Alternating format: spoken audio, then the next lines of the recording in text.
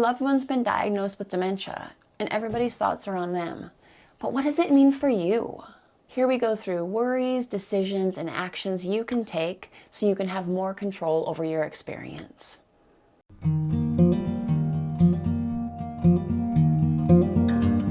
Yes, you have worries about what it means for your loved one when they've been diagnosed with dementia.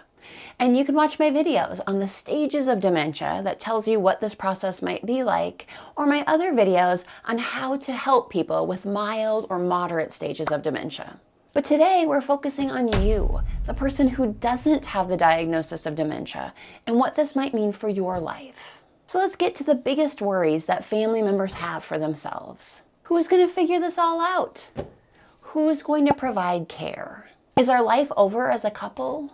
Do I have to move closer to be able to help my mom? Does this mean I'm going to get dementia? Is it all going to be downhill from here?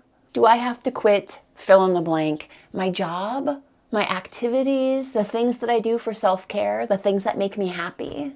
How can I do this alone? How much will this cost over the years, and can we afford it? What's going to happen to me?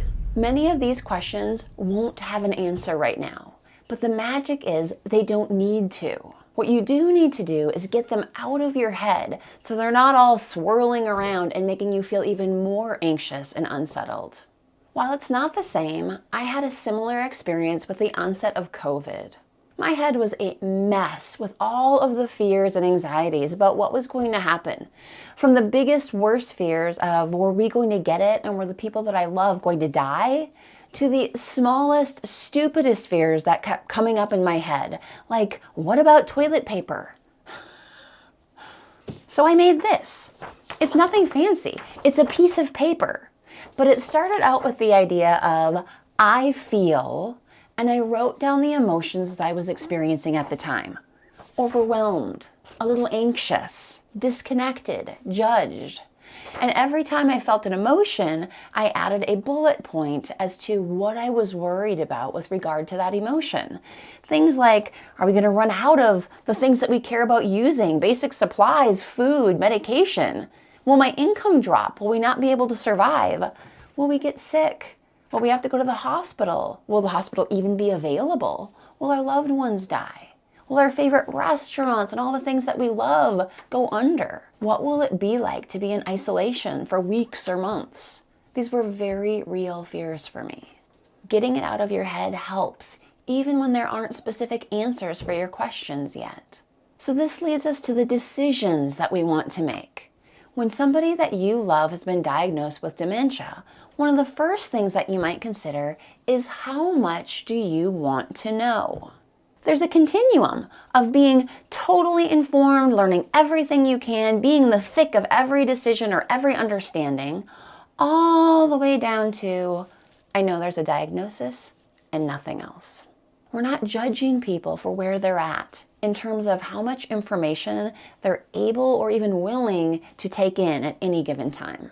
The idea is everybody has their own path, and this can change. But knowing how much information you want at the beginning and later on can be really helpful.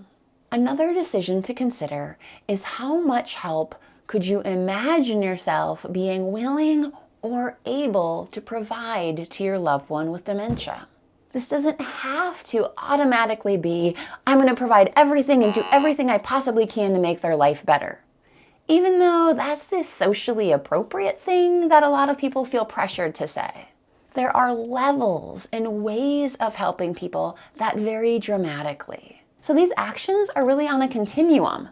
On one end being, this is a person who is involved with every aspect of the person with dementia. They help them on a daily basis. They are a full-time caregiver, all the way dialed back to someone who thinks about another person. Perhaps they pray for them or send them positive energy. And there are so many steps in between those two extremes of what people might be able or willing to do to help. Again, we're not judging people. What? You don't think you could help more? This is about being honest with ourselves and thinking through into the future. You don't know for sure, but what might you be willing or not willing to do? This can help us set appropriate boundaries so that we're not frustrated, angry, and burnt out. And this can always change. We don't and can't predict the future.